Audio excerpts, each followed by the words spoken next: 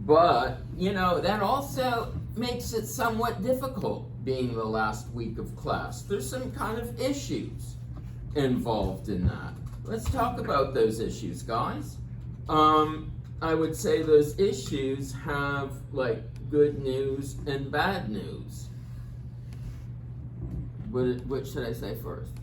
Bad news, definitely. No, I can't. I have to say the good news first. Oh, come on. I was taking a 50-50 chance. The good news is I'm almost done grading and returning the term papers. A-, woo. Okay? Thanks for that. The bad news is I think I've only gotten about 30% of all my students to turn in term papers. Oof. Now that is bad. And the reason it's bad is because after Thursday, as soon as my papers are done, that's summer for me. And that's, painting the house and building a shed time, right? And if I'm engaged in that and I'm getting, tons of papers in over those 2 weeks, I'll be unhappy because I will be tired at the end of the day, right? And I'll be renting equipment and stuff. I can't set it aside. I'll do this. Yeah, no, I don't think so. So, I have been really lenient about you guys getting your papers in, but as you can see, the clock is terribly ticking because now I'm getting irritated because it's going to throw off my own personal schedule. And it was due about a month ago anyway, or whatever, right? I think I see a problem with and I've done, I don't know how many I've done, 15, whatever it is, a problem, and that is, I don't think I ever stressed that it is much better in my classes to write a short paper that's really good, that doesn't repeat stuff, that doesn't talk about stuff that should not be in that specific title thesis, to hit 10 pages. That is a bad idea, okay? Because a paper that's 5 pages that doesn't have junk in it, that's really good or whatever, probably B-, okay? A paper 10 pages with repetition, a bunch of junk, that's gonna be in the D area. You see what I'm saying? Mm-hmm. So if you guys, oh my God, I haven't hit 10 pages. See, I think I should have said that before because I'm getting a lot of papers that are hitting 10 pages but have a lot of kind of junky stuff in it. I think at one point I was at 9 pages. I said, fuck it, it's 1 page Yeah, less. Really, come on. What is it in college? Is it to hit a certain number of pages or write a report that covers the subject that's required? What do you think it's going to be in your professional career, right? Is your manager going to say, it's got to be 10 pages, it's got to be 10 pages? Okay, answer, no. I worked for the federal government. I know how it works, okay? So, that is what I'm suggesting to you. And look, if I have to grade papers this weekend,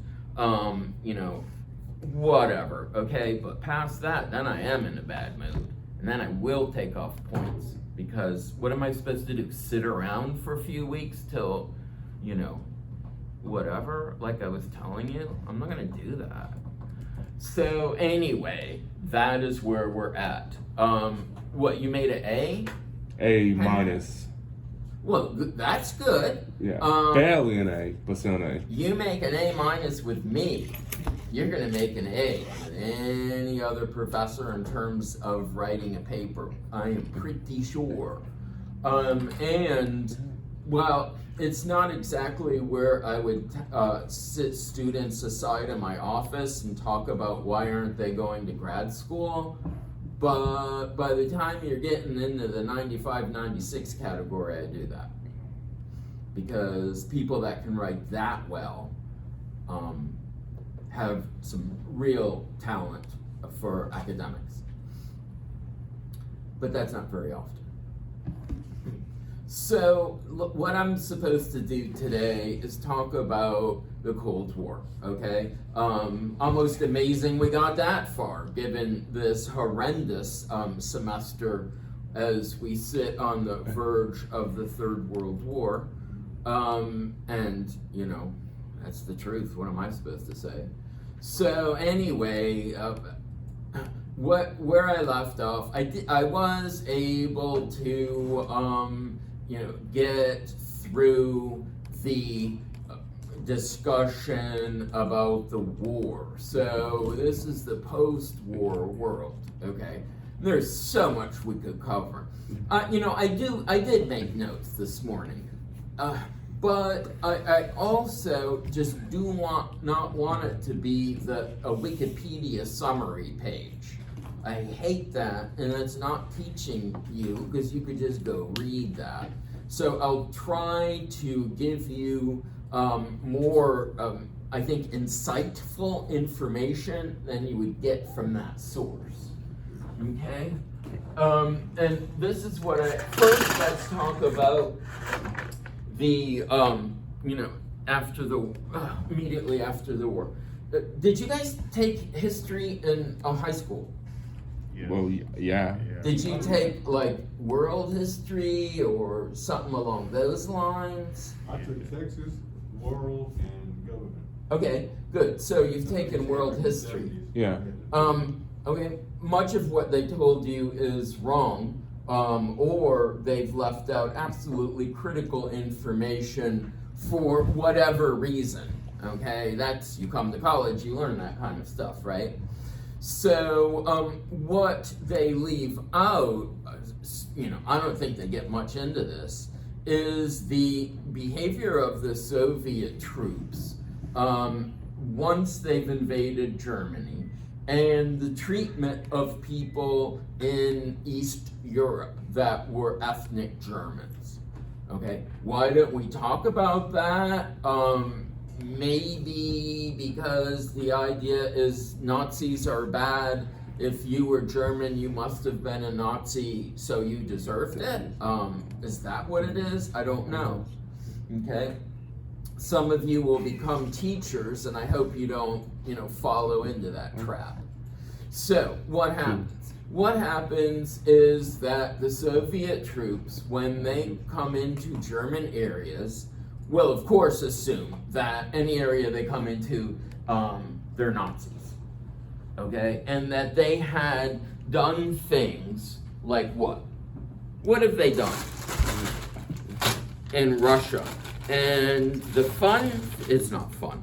The interesting thing is they have done, the Russians, exactly the same thing in Ukraine so far. Which is one reason they're in big trouble. And what is that, ladies and gentlemen? What currently is going on? What the Russians did at the end of World War II and what they're doing in Ukraine right now.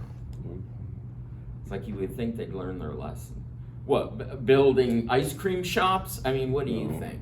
Okay, when the Russians came into Eastern Germany, we know that they raped at the minimum 2 million women. Okay, you weren't considered a man if you had not raped a German woman. Many, for whatever reason, were gang raped until they died.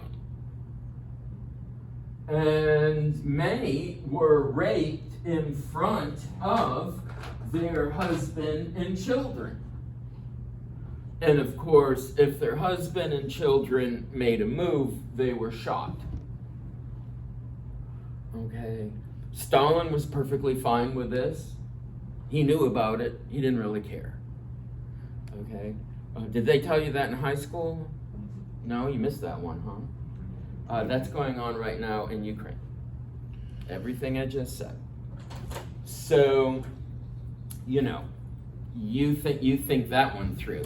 21st century. Have human beings made any progress whatsoever in actuality concerning our brutality towards other people? Do I need to give you the answer to that? No. Okay. Right? We are by far the most violent and cruel species on the planet Earth, aren't we? And you know, you hear about those UFO things, you hear about AI. Maybe the UFO, they're aliens and they're checking out the planet, and they're like, you know, we got to get rid of those humans. They are bad freaking news. The same thing with AI. I mean, there are tons of movies about that, right? Get rid of human beings because they're so awful. So, yeah, what am I supposed to tell you? That's the way it is. Of course, the Russians are going to steal anything and everything that's worth any money. I mean, they steal stuff like light bulbs. Light bulbs. Okay, they are stunned when they get to East Germany because it's so wealthy. They can't believe it. Can't believe it. A watch. Jeez. Who knows if they'd ever seen a watch before, if they were a peasant. So, trainloads of stolen stuff are sent east. And the government pulls up many factories, like we talked about before, the machines and stuff, and sends it east. Okay? So, East Germany is like immediately more or less impoverished. All right? I mean, they're not going to be like a third world country. East Germany will be about, I don't know what level. How would you describe the level that they were at? East Germany. And they call that the German Democratic Republic, which of course it was not democratic. Deutsches Demokratische Republik, DDR, if you've ever heard of that before, DDR. That's what, in State Department, they always use kind of like the official name. So anyway, in East Germany, the level of, you know, of course they're going to get rid of wealthy people, right? And expropriate their, own, or what they own. So people would be definitely equivalent to like maybe working class, I guess maybe during Nazism is kind of what I'd say. Okay, there. A few things the state did guarantee you. The state guaranteed you a job. They guaranteed, and if you made them mad, they'd make sure you had a crappy job. Guaranteed you a job. Problem is, now their manufacturing base is so small, and their service base is so small. Lots of people just sat around and collected a check. Which, maybe that sounds good. But it meant the country had extremely low productivity. You know, you could read the newspaper at work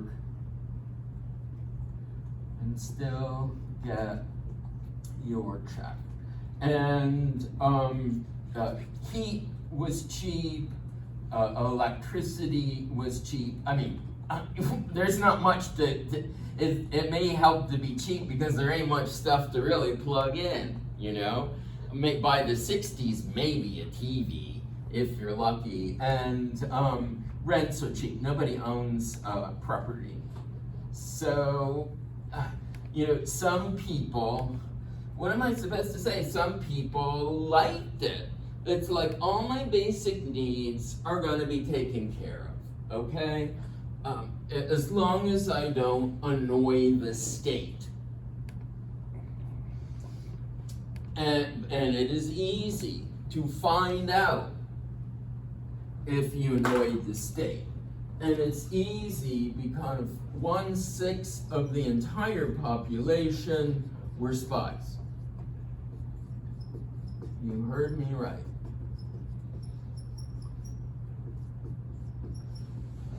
For the government, in one way or another. When 1/6, that would mean what? 2 of you guys are spies in here, something like that. So Nobody is getting, and you don't know who they are. You would say, oh, my wife would never do that. My kid would never do that. Guess what? Because what they do is threaten you. They say, look, you need to keep an eye on your husband about his political views. Your mother has cancer, right? Yeah. Do you want her to have cancer treatment? Yeah, of course. What about if we let your mom have cancer treatment in West Germany, where her sister lives? Oh my God, that would be wonderful. Okay, you gonna spy on your husband? Yes. That's how it worked. Like kids going to college, stuff like that, right? Yeah, kids going to college, because most people were kind of like working class, but there still obviously was a differential, right? And the professionals were at top. I mean, their lives weren't that great, but it would obviously be better than the lowest rung, the janitors. Janitors probably were generally people that angered the government. And then they got cut. They could have a PhD or whatever, and they're down at that lowest rung because they did something wrong. In East Germany, they usually didn't shoot you.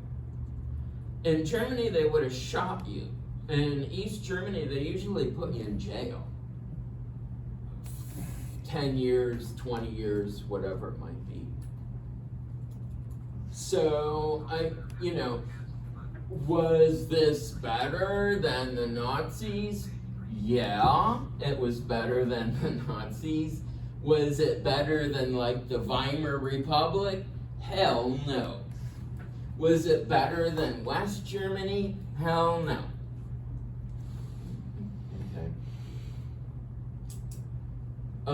It is kind of fascinating. I don't know why, but it really is kind of fascinating.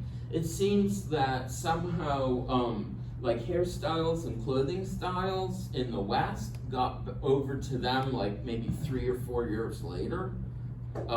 They could pick up a TV from West Germany and stuff like that, some of them at least. So I guess that's how that got going. And there is this huge reinterest, I don't know if that's a word, of East Germany and Germany. I don't know why. I guess you can kind of get away with it because they're not Nazis. You know what I'm saying? They're not like mass killing people.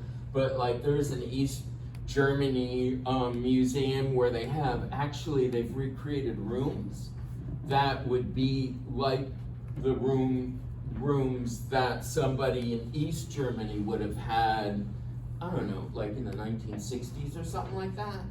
Kind of like popular culture in East Germany. Good luck trying to get into that museum because it is smashed with people. People are fascinated by that. They have East German cookbooks. Don't ask me why. I think I bought one. I think most of the recipes potatoes, right? Potatoes and onions, potato and leeks, Yeah, so it's interesting. I lived in one of those apartments. Not that, but what was it, 20 years later? Yeah, I guess 20 years later, but it was still that apartment. What was it like? It was pretty freaking basic, is what it was like. The idea it would have air conditioning would be utterly laughable.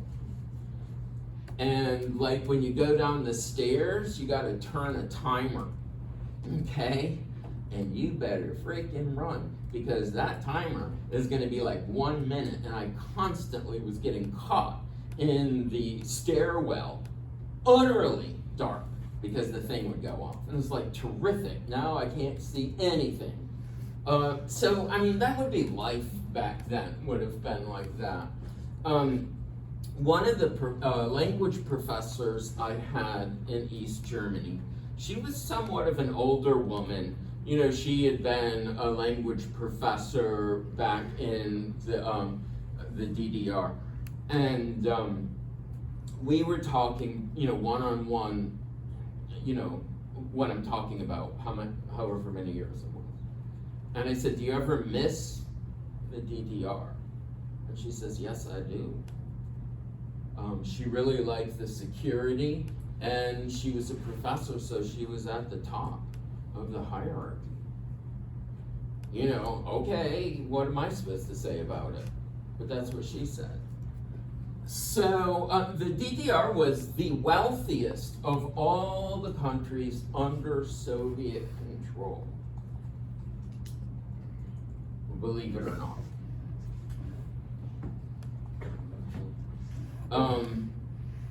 Did you ever see the Balloon movie? That's a fun movie. You should see the Balloon movie if you haven't. Oh, well, Up?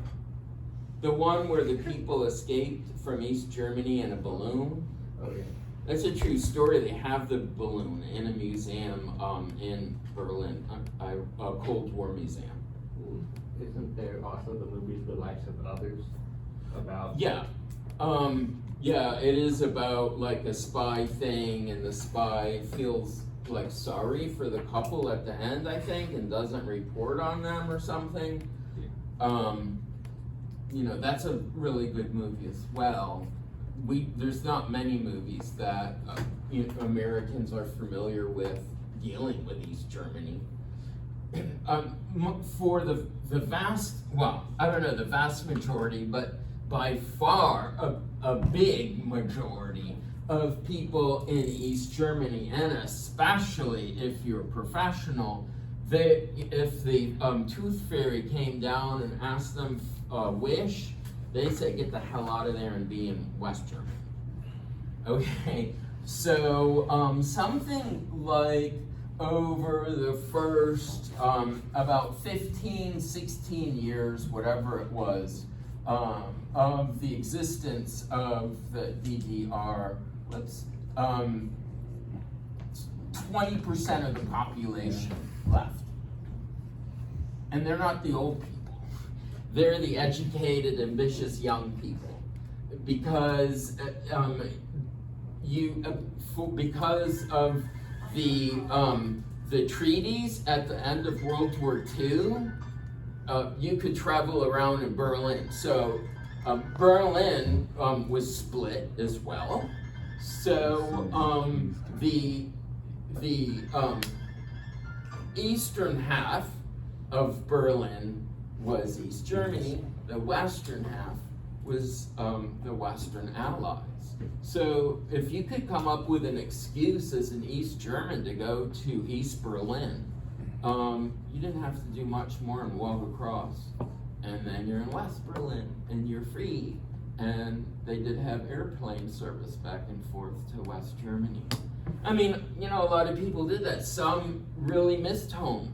Some, their dreams didn't come to fruition because in the West, we're very competitive. Right, and if you don't make it, nobody's guaranteeing you cheap rents or whatever. But, you know, most people were thrilled. And that is why they built the Berlin Wall. They built the Berlin Wall, and by the way, a wall, not just the Berlin Wall, but a wall of some sort between the entire East Germany and West Germany. It was the only way to keep their people there, or they'd all escape. They'd all get out of there. Again, think of Ukraine. What percentage of people have already split? I'm not sure. So that was the Berlin Wall. Well, especially in Berlin, you can really see the contrast between like the Western and Eastern Bloc. Yeah, if you there were ladders or platforms in West Berlin, so you could see into the city in East Berlin and how sucky it was. It was quite terrible. When they built that wall, and there's so many cool stories of people trying to escape, like the Berlin people, it was vicious. For instance, it had tripwires, which if you trip the wire, like a machine gun automatically shoots and sweeps. Okay, that really upset the West. It was virtually impossible to get across. There were people that did it, but it was so few. Was the United States, how did the United States feel when the Berlin Wall was created?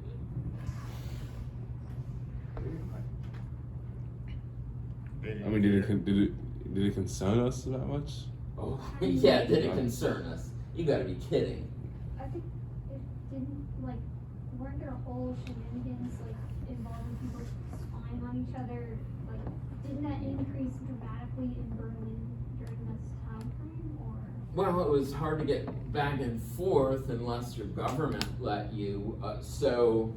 There'd been spying was insane before that, and sometimes the East Germans, if they really wanted to catch somebody at night, they'd slip a car in, kidnap them, and bring them back to the East. That was nasty stuff. Remember Kennedy, going before the wall and making the big speech, right? Ich bin eine Berliner. Okay? Do you know what, I told this other class, right? My other class, what does that mean? I'm a donut, basically. I'm a donut. Ich bin eine Berliner. I mean, people must have been laughing. No, the U.S. was happy. Why was the U.S. happy? They were happy because that meant that the Russians and East Germans would accept the division of the city, because there was a lot of tension about the East Germans trying somehow to kick the Westerners out of West Berlin. I mean, they had the TV, stations there, so people throughout most of East Germany could see West German TV and stuff. I mean, it was a real pain for trying to, keep people in East Germany. So it's like, oh, thank God, we don't have to worry about it. Really decreased the chance of war. You see, that's something that, I don't know, textbooks don't get, but that's how it was. It increased and decreased tensions. Anti what? It increased and decreased tensions. It made things more tense for East Berliners, but it made things more relaxed for the West. Yeah. I've known a ton of both people from East Berlin and West Berlin, and East Germany and West Germany, right? Tons. East Germans, okay, I don't know what it's like. I lived there, in 2010, okay? But they still were different. For one thing, they tended to be suspicious. If somebody was around that wasn't normally around, stuff like that, they watched you. Okay, is that just Aaron Gillette who thinks that? No, because I talked to other people. There was a guy who just came up to me, on the street, and we were both staying in East Berlin. I don't know how we got talking. And he said, I can't stand it here anymore. I'm just so sick of people watching me and, this communist culture over here. It's like, wow, man, because the whole area is so wealthy now, right? So well integrated. But yeah, you'll see it in Berlin. And then if you lived there, the buildings are still shot up. When the Russians came in and used machine guns and grenades to try to kill defenders, it kicked out chunks of stone from buildings, and they've never repaired virtually any of them. Maybe if they did, they didn't color it the same. I guess it's supposed to be a reminder of the dangers of war and so on, but it freaks you out after a while. At night, maybe when it's snowy, there's just so many signs of the war, and on purpose, really, that it's like, man, this place is filled with ghosts. I gotta get the hell out of here. I actually thought that, and other people have too.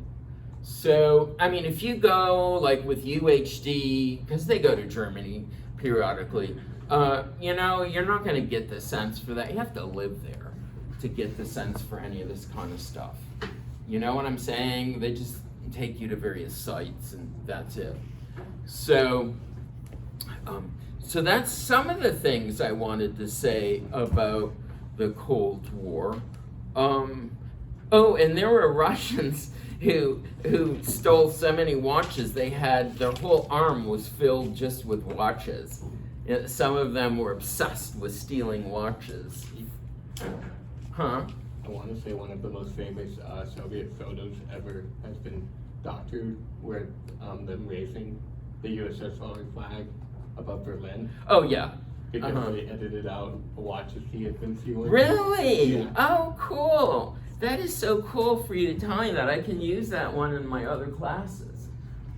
So let's look at, you know, like Europe Cold War map, and really I wanted to look at how they split up Germany, but yeah, it would, well, why is that like that? That's kind of weird, isn't it? Anyway, this is West Germany, and that is East Germany.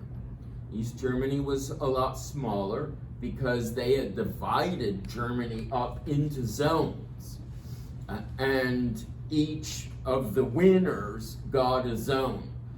And we gave France a zone as well. I think just to get the burden off of us. Why do I say burden? Because in the Geneva Convention, if you take an area and occupy an area, you are required to feed and take minimal care of those people. So the US, for instance, you know, what did we have? Maybe 30 million people, 25 million people. We had to feed them. So they were our enemies, but we still had to give them lots of food and stuff. Medicine, whatever. In Britain, their zone a little bit smaller. It was so bad, them having to feed the Germans in their zone, that they continued World War II rationing for 10 more years. Can you imagine what that would be like? You know, I suffered through the war, now I have to continue to suffer with rationing so we can feed our enemies. That's the way it worked. Russians are passing out food in their occupied areas and stuff like that as well. You know, they have to. So, let's see. So, Germany partition, just to show you map. Because, you know, as we talk about it, that was a possible partition. They didn't do it that way. So, yeah, I like that map. And see, that's Berlin, right? The tiny, and it's all the colors.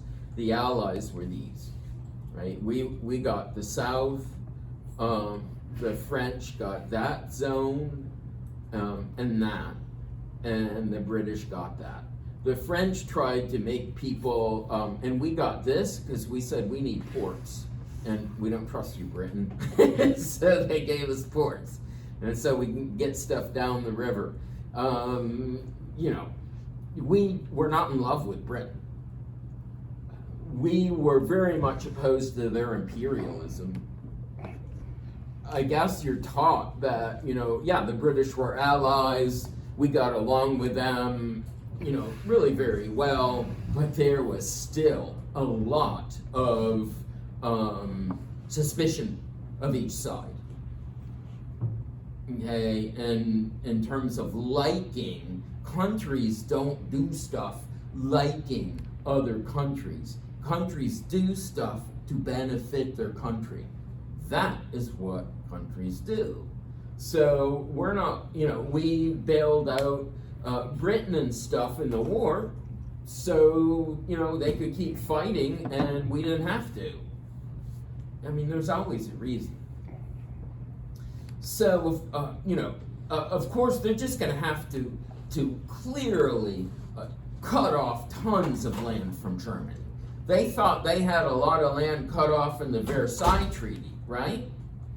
Well, it's going to be real different this time, okay?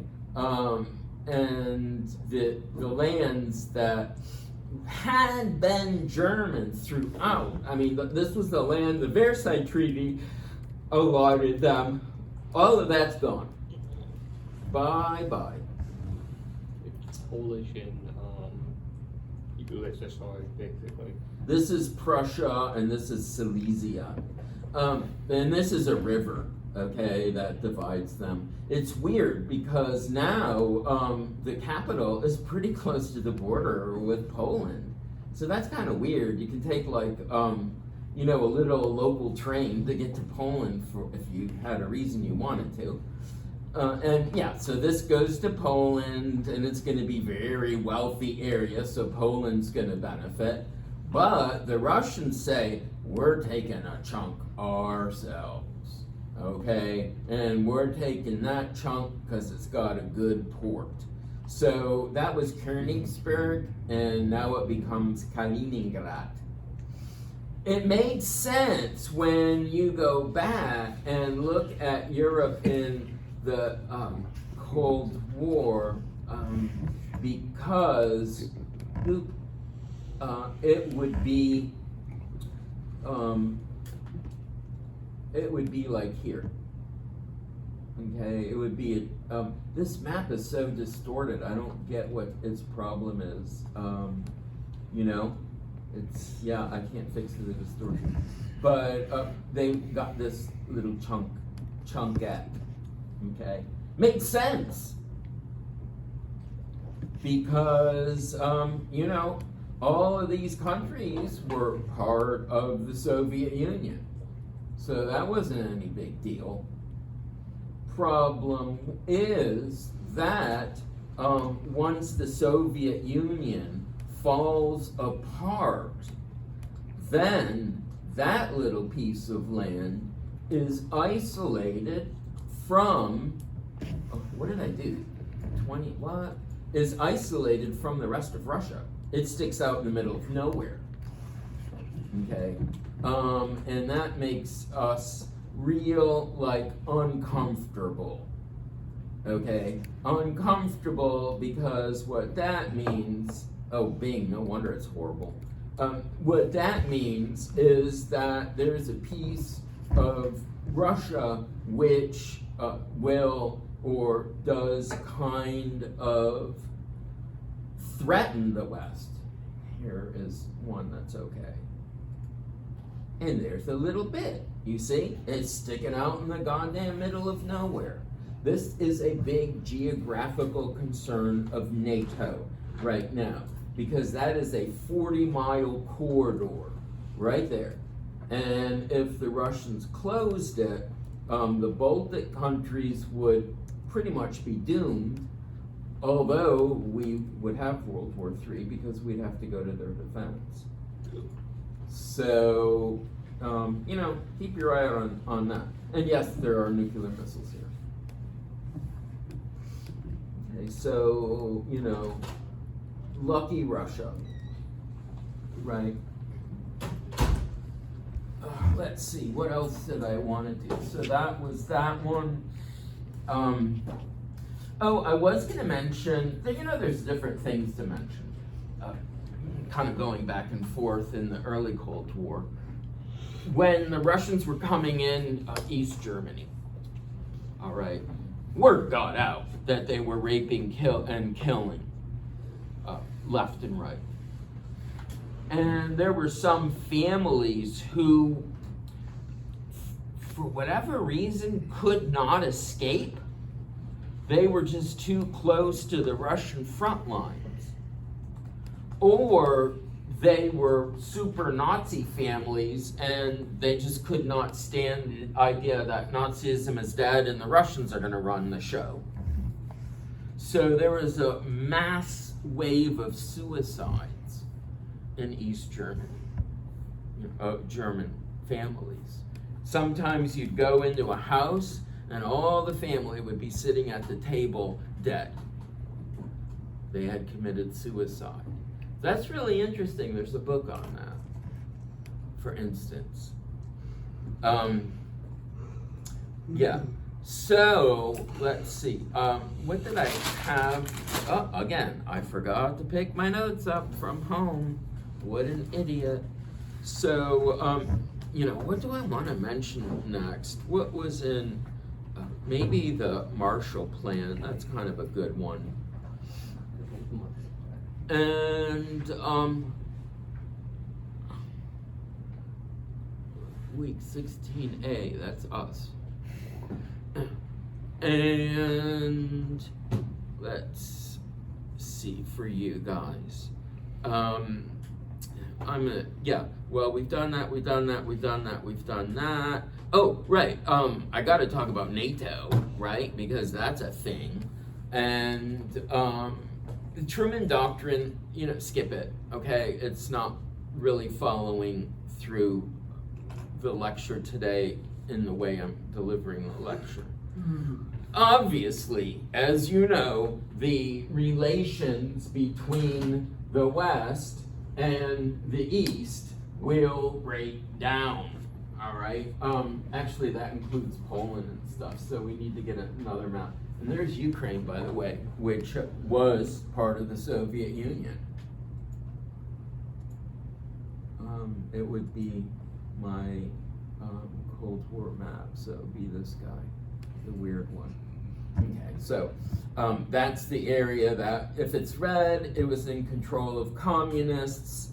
Yugoslavia and Albania were communists, but they were out. They could more or less control themselves because I don't know why, various reasons. Okay, we were obviously extremely antagonistic with the Soviet Union. I hardly need to tell you that. And they were a superpower, we were a superpower. And we thought they were much more powerful than they actually were, actually. And thus, we were worried that they would, at some point, sweep through Europe. Probably can't get to the United Kingdom or whatever, but all of those countries. It would not have taken them long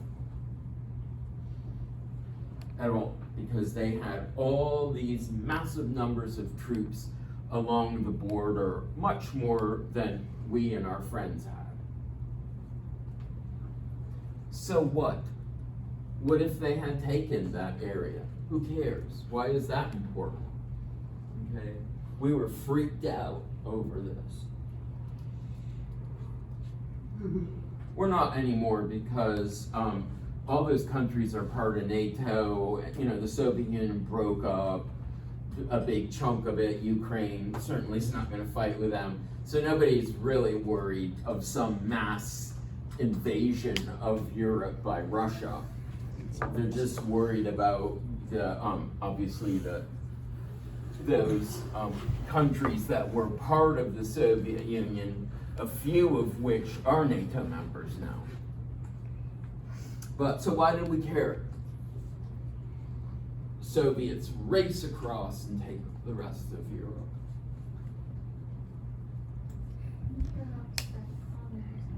Well, yeah, yes. Well, if they, okay, yeah.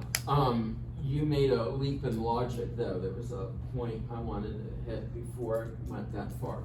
Why don't we want them to just, why are we we pour enormous amounts of money into making sure that did not happen? You're scared of losing them? What do you think the industrial and population was of those Western European countries? It was very high. Altogether, I don't know if it hit the US, probably not, but that was probably the wealthiest area in the world except for the US. If the Soviet Union got its hands on the rest of Europe, there would be no more balance and power when they had, eventually they can force all those people to fight for them. They get all the wealth of those places, their industry. It would be bing bong, game over. Okay, they, perhaps would be able to sweep down and get Greece and Turkey as well as a bonus. We couldn't let that happen because, like I say, it would upset the balance of power in the world. And you see what happens when these countries become really powerful, right? And especially if they get nuclear weapons, like Russia's doing right now. They threaten people. It's like, you do what we say, or we may have to bomb you. We didn't want to be in a position where of that sort of thing. So we've got to prevent the Russians from going across. Okay, how are we going to do that? There's two different ways we're going to do that. We're going to buy off the Western Europeans. Well, no, I'm screwing it up. I'm going too far ahead. So militarily speaking, remembering that the blue countries are our allies, what could we do, the U.S., to strengthen that area? We did have troops. Yes, Italy, Spain, West Germany, we had troops, but they were a tiny number compared to the Soviet troops. It's very expensive to keep guys there. Eventually women as well. We, the U.S. we're what, 2,000 miles, 3,000 miles away. We have very limited number of American troops and weaponry. In West Europe, it would have been like a walkover for the Soviets. So how can we quickly and easily increase our power?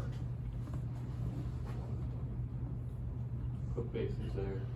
Well, we have bases, but it's very expensive, like I said, and how many troops do we have? We have troops all over the world. There's practicalities. John? Get those countries, like WMDs maybe? They what? They give those countries WMDs or no. France and Britain both have nuclear weapons, but whatever. We didn't give it to them. They have them. Okay. What it is if those countries would militarily combine with the United States, number one, and number two, if we allowed West Germany, which was, even though it wasn't all of Germany, was still very populous, like 60 million people, if we allowed them to remilitarize and redraft men, but they will be totally under our control, okay, we'd stand a better chance. The U.S. plus all of the military power of here, perhaps Greece and Turkey as well, who knows, I didn't know Portugal was, they got that wrong, the colors. It's the Western Bloc is blue, duh. So, whatever. We have a treaty. Yeah. And we make a treaty that says if any country attacks the members in that treaty, then all the members of that treaty will rush to the aid of the country who's attacked. And obviously that means militarily. What is that called? the North Atlantic Treaty. Yeah. It's called the North Atlantic Treaty Organization because the countries that first joined it were mostly in the North Atlantic.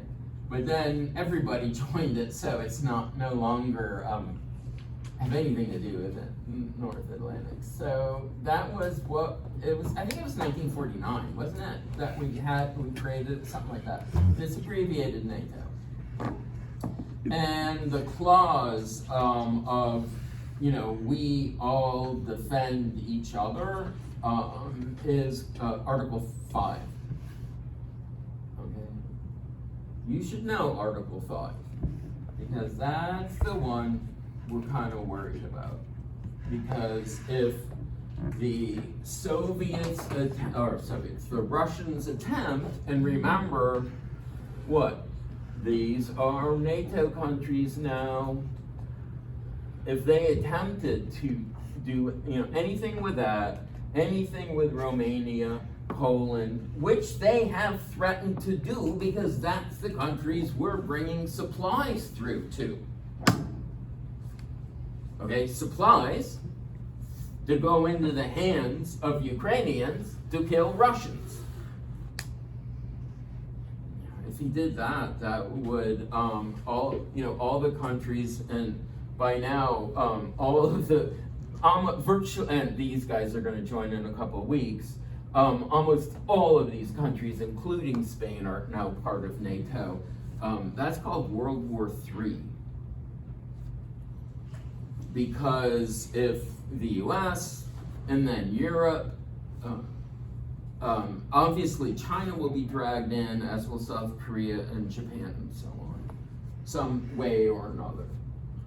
Okay, so how about that, ladies and gentlemen? That is a remnant of the Cold War that NATO kind of was almost dying out after the end of the Soviet Union because Russia was weak and it was trying to liberalize. But under Putin, it's kind of reverting back to the Russian Empire that we started the course with before World War I. And the Russian Empire owned, a lot of those lands.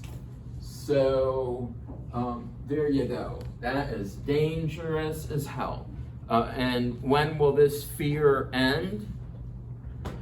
I don't know. I have no idea. Maybe until Putin dies and he's 70. I won't be here anymore, right? I may be dead too, so I don't know. My wife said, why doesn't somebody just, assassinate him? How many people do the U.S. hate in the world? Castro, et cetera, et cetera. Were any of them assassinated? No. Why? Because these people know how to keep themselves protected. Was not trying, at least. And if we blow it, it's an act of war. Anyway. And of course, they'll go to war with us. So no, we're not going to go and knock off Putin. Okay? It's more likely he'd be assassinated from within Russia, anyways. And who's going to do that? He's very popular right now. What has he got? 85% of Russians favor him. They were blowing in the streets, in their cars. Most of the people who oppose weren't in favor got the hell out, right? So, and a bunch will probably wind up in the U.S. at some point, I imagine. What's Edward Snowden up to right now, I wonder? Yeah, I don't know. So, okay, that's NATO. I had to get you through NATO and the article. Oh, the other thing I wanted to tell you about is the Marshall Plan. All right, now, what was that about? What that was about is, all of these countries were democracies. The only member of NATO that was not a democracy, Portugal, Spain, and Turkey. We didn't really care, as long as they're going to be part of our, military alliance. So the vast majority were Democratic, including all of these and Britain. if you're Democratic, you can elect who the hell you want. Okay. Those countries had really strong communist parties. Why would anybody want to do that? Well, nobody really knows what the hell's going on in the Soviet Union. Okay, all you know is their propaganda. They don't really let people in. Okay. Also, the groups that like most fought the Nazis, they were often communists. So they look kind of like heroes. You know, and they said, we're not going to do anything the Soviet Union tries to get us to do. The communists tended to be really respected because they were anti-corruption. And, you know, especially like in Italy, the corruption's horrendous. So in France and Italy, the numbers of people voting communist was getting too high. They never took government, but the US government was really worried. How are we going to stop that? They're democracies. What are we going to do? We funnel massive amounts of money into non-communist parties in Western Europe. Okay, you just give us the bill for whatever you want, and we'll try to help out. Of course, there were lots of Italian Americans, right? Many who weren't long from Italy, who still kept in touch with their relatives in Italy. I think it was the CIA or FBI, whatever, organized a massive letter writing campaign to get Italian Americans to write letters to their relatives back in Italy, telling them how horrid communism was and how great life is in a democratic capitalist country. That's kind of funny. I don't know, if that did anything. Well, probably in the end, the best way to get people to do stuff is to bribe them. All right, and Europe still, was trash. Germany still was very trash. So we decided to bribe them. And we would bribe them by giving them mass amounts of money for their own reconstruction. We had rules and regulations on the money. Okay? At this point in time, really, if you want to buy shoes, almost anything, you're going to have to buy it from the US. We're pretty much the only people making consumer and some of these other goods. So we know the money's coming back to us, and it's going to pump up our economy as well. That's the Marshall Plan. And I can't even begin to tell you what we wound up giving Western Europe in the Marshall Plan. And it wouldn't matter because inflation has gone so much. Maybe let's pretend $1 trillion. It was a lot. And Congress did it because they knew that this would be right. If we bail out the Europeans, they know we bailed them out. We rebuild capitalism for them and reduce the attraction of communism. And by the way, we kind of pressure the countries to start coming together, okay, in economics and other things, because it only benefits us. The stronger they are, and there are our allies. And so that's the beginning of the European Union, was the Marshall Plan, and one of the conditions, if you wanted the money, was to begin integrating. Eventually, I don't know what the hell EU is. It's probably called a loose federation. I looked it up. It's like, what is the EU? What would you call it? And they said a loose federation would probably be the best way to put it. So that's my Cold War lecture. And I don't know, I'll see what I got you know, what we wanna cover, Wednesday. There's so much we could do. We could do, the Berlin, crisis in '49. That's kind of a good one. Lots of stuff. Thursday? Huh? Thursday? Wednesday.